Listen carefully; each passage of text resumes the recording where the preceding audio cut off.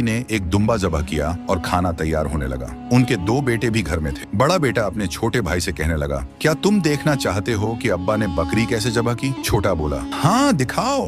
बड़े ने छुरी उठाई और खेल ही खेल में भाई की गर्दन काट डाली। माँ ने शोर सुना तो दौड़कर आई और बड़े बेटे को डांटा। खौफ के मारे वो छत पर भागा और गिरकर जान दे बैठा। माँ पर कयामत गुजर गई, मगर नबी करीम की दावत में कोताही न की। दोनों बच्चों की लाशें दूसरे कमरे में रखकर खाना तैयार किया। जब सहाबी नबी करीम